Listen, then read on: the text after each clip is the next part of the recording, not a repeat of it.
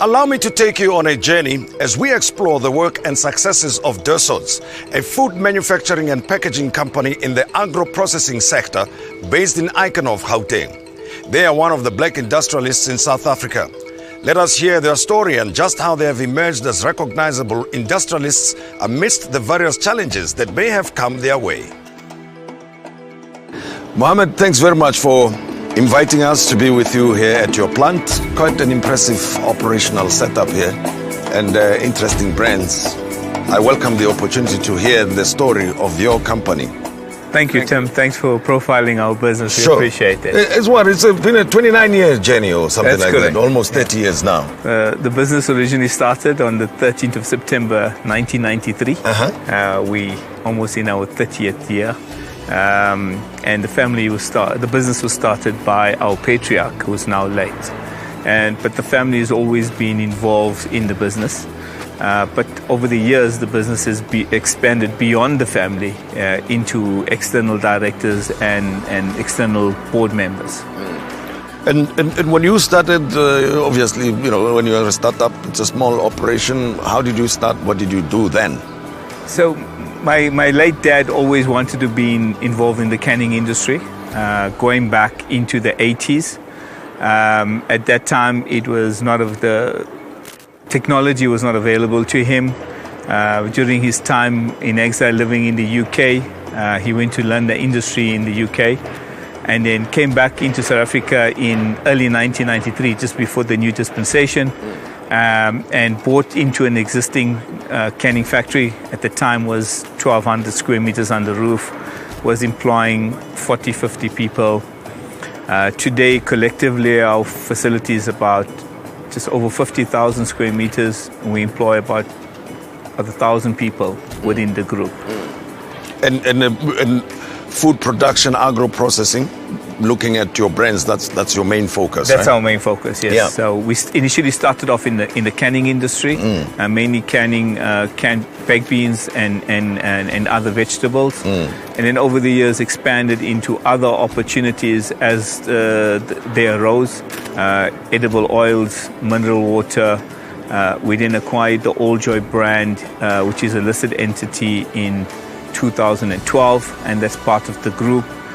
Post that, we set up a mayonnaise plant, and we have a peanut butter manufacturing facility, and we also, through the support of the DTI at the time, set up a tomato paste manufacturing facility up in Mujajis Kloof.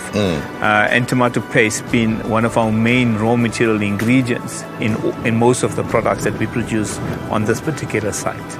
The story of the tomato paste is very interesting, but I'm curious, let me step back, about the name of the company. Because I was battling, how do you pronounce it, and why does it have those two dots on top of the U? How do you pronounce it, and why this name? So the patriarch at the time looked at most great brands, and they're always generated with a family name, whether it's a car brand or whether it's a clothing brand. So he tried to instill exactly the same. So our surname is Dursots, spelled D-A-R-S-O-T. And he wanted to create a brand, he wanted to create the image of a high quality product and said, well, everything that comes out of, that's associated with Germany is of high quality. And so initially tried to put the umlaut on the A. Yeah. We didn't get the desired marketing effect. Yes. And then changed the A to a U. And therefore, that's how the brand developed into the brand Dursots. Yes. Oh, Dursots, but it comes from Dursot. That's correct. Okay, well, that's very interesting and a clever way of marketing, because here it is now, it's a topic for me. It's something I ask myself questions about. But the tomato paste company that you operate and the setup that you have in Mujaji. Tell me a bit more about it. How did the DTI get to be involved and your interest in tomato paste? Okay, so we acquired that particular facility in 2014 from a competitor, but at that time that facility was mothballed. So through our interaction with the government at the time and with the Limpopo Development Association, who were trying to develop the communal farmers in that area, and were looking for a marketing outlet to develop for their particular tomatoes. We then set up a tomato paste manufacturing facility because it was a key ingredient to our requirements in our facility, and it was a good way of developing the tomato growing industry in that area, particularly supporting the communal farmers. So collectively today we have commercial farmers that supply tomatoes into our facility, semi-communal farmers, as well as the communal farmer community in that area that we provide extended jobs to. So currently that facility in season employs just under 300 people, over 136 full-time staff and about 150 seasonal staff. But we extended beyond that, so to about 2,000 people that's employed in that area coming out of the development of that particular facility. In 2015, we decided that we needed to upgrade the plant in order to make it a world standard facility. And that's where the DTI came in with the Black Industrialist Scheme grant, and we spent a significant amount of money with their support in order for us to be able to make that facility a global standard facility, which we are today. Mohammed, tell me, what do you think established businesses, it takes hard work and a long time, obviously, to reach the levels that you've reached with your company, but the established companies, what can they do to help up-and-coming businesses, not only in the agricultural sector, but in other sectors as well? Well, I think incubator projects for businesses like ourselves who've come through the difficult times is very important. We need to do, again, like the farmers, we need to develop other manufacturers to create an industrial base hub in our country. And if we want to be that industrial hub, we as developed businesses need to support those up-and-coming businesses. And I think the BBBEE requirement talks into that, if applied correctly, certainly will help develop that particular process. And, you know, from an earlier chat that I had with you, apparently food paste is a very important input in your production here and in the food industry overall, not only in South Africa, but has got some global dimensions as well. Very much so. So, I mean, the key raw material in manufacturing any canned product with sauce in it, whether it be baked beans or fish, or tomato sauce or pasta sauce, requires tomato paste as the key ingredient. And what some of our major competitors globally are the US, who only manufacture for the Northern Hemisphere. Then we are impacted by Europe and China. So majority of our tomato paste would generally come out of the Far East, out of China. But we're obviously looking to develop the tomato industry, the tomato grower in South Africa. So the more tomato paste plants like ourselves evolve, would help the local tomato grower to expand their operations. So next time I come across a tomato, whether it's in the garden or at the wholesalers or at the retail setup, I must look at it with respect. Very much so. Show a lot of respect and say, hey, tomato. Well, you know, they call tomato paste the red gold. Yeah. There's a reason why they call it the red gold, because it's such an important raw material. Sure. in the processing of a number of food products. Having said that, I mean, I would have thought that South Africa grows enough tomatoes to sort itself out, whether it be tomato paste or it be as part of our daily diets and so on, to the extent that we don't need to import tomatoes for the tomato paste. But you're telling me in some instances it has to be imported. Well, the main reason for that is that we don't have enough facilities in our country. We don't have the capacity. Coupled with ourselves, we are 3 manufacturers in the country. One who utilizes their entire production for their own production. The other facility has, again, uses about 70% of their production for their own requirements and only sells about 30. In our case, our situation is quite different. We use about 40% of our production for our own requirements, and the balance of the 60% we supply into the South African market.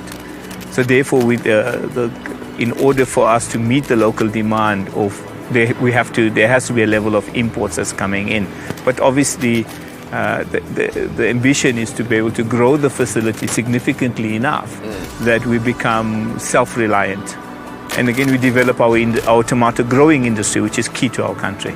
So that's the knock-on effect, if you will, a local level in the area of Limpopo, Mujajin, Limpopo is an example, right? Very much so. Now, there are events of a global nature that have happened in the past 2.5 years or so, with COVID affecting the global logistics and, of course, the lockdown, maybe affecting production, and most recently the Russia-Ukraine situation. How have these events affected your operations? Well, we've seen some negatives to it, and obviously some positives to it.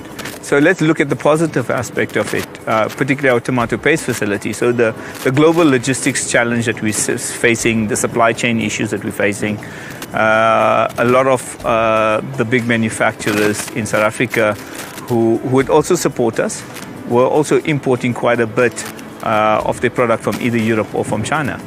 But because of the logistics challenges that we're all facing at the moment, they're realizing, and particularly with the onset of COVID, that they need to become more reliant on a local producer than importing. So we've seen a huge demand in our tomato paste, particularly over the last 2 years, because of the logistics challenges or the global supply chain challenges that we're all facing. So, Mohammed, given the experience that we've had with the unexpected global experiences that we've had that have had a negative impact and somewhere have created an opportunity, what is your view regarding the food security situation in South Africa at the moment? So, Tim, this is something we've been talking about as a business for the last 10 years, internally, to our trade customers and to government as well. And it's now coming to a fore. So for us, it's key to be able to develop our agro-processing industry in South Africa in order to create that food security that we require internally.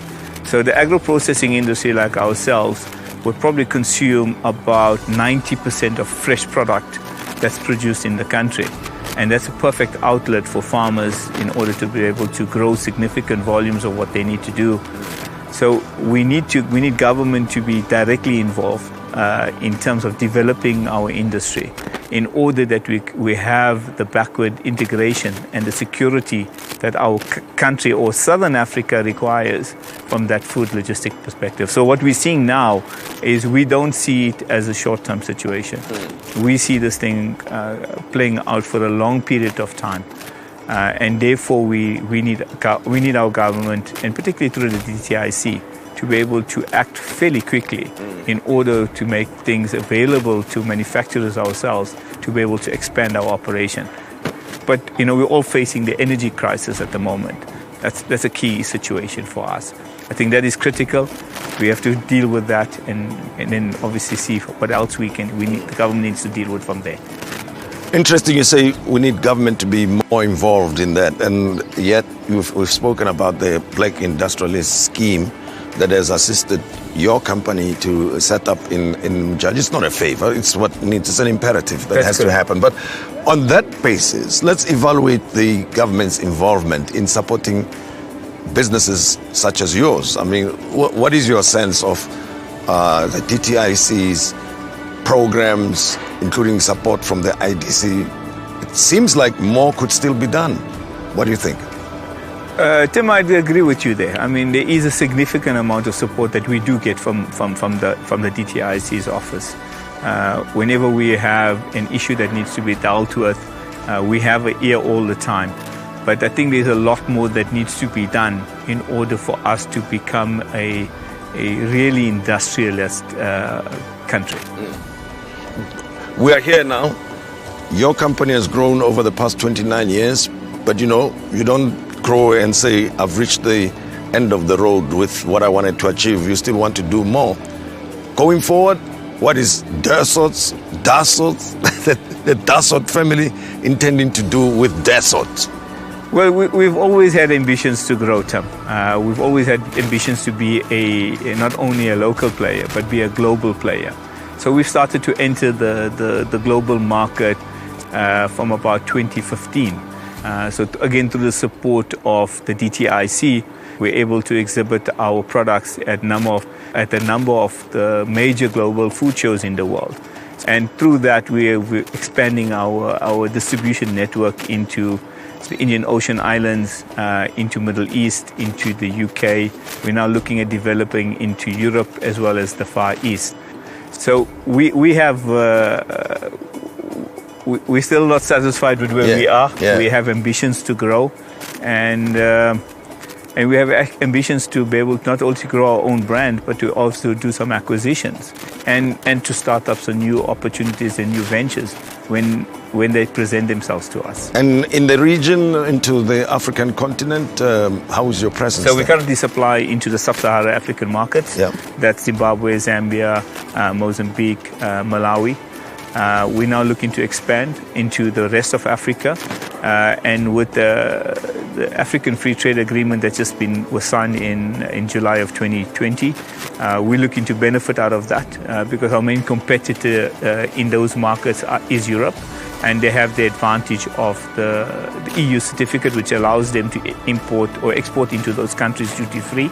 We don't have that luxury at this stage, but as soon as the African Free Trade Agreement start to kick into place, then we'll certainly be competitive against our European counterparts and make us a major player in the African market, which is where we want to play in. We Africans, we're based in the southern part of Africa. We would like to control and dominate the African market. You mentioned something about the Free Trade Agreement, which is a government function to enter those negotiations and sign those types of agreements. But is there anything additional that government can do to assist not only yourselves here, but other South African businesses to become at least regional, continental players? I think the government needs to go back to the agricultural process, and that's where the funding needs to happen. If we can fund those farmers in order to develop their businesses, so some of them are in their young age, infancy, they don't have the technical expertise, they don't have the financial expertise, or they don't have the financial capability in order to expand their businesses. But we are working with government through some of the financial institutions, with some of the farmers the communal farmers that we deal with, in order to develop them, so having a three-way agreement between ourselves, government, the farmer, and the finance organizations. Sure, Mohammed. Thank you very much for talking to us and sharing with us this wonderful story. Thank you. And all the best to you. Thank you very much. Much appreciated. So, Mohammed, there's some activity going on in the center here, which is different from the production plant and the stuff that we saw inside there. What's happening here? So, Tim, we're currently standing in our training center, and the team behind me is a team of unemployed learners that we run a number of learnerships during the year. And this particular team is in session for this week in a packaging program that's been developed specifically for our industry. And they will run through the program with us for about 12 months, or when the program is completed. And we will generally then absorb about 15% of these learners into the facility on a full-time basis. And so far, it's been a successful program. Extremely successful. Extremely successful. We're able to recruit some very good talent from our locality. A lot of these learners come from our area around us. They live in the area around us, and obviously they're looking to learn. They're looking to develop. They're looking for a skill set. And part of our program is obviously to develop them in order to be able to fulfill their need in life. Thanks very much, Mohammed. Thank you, Tim. Sure.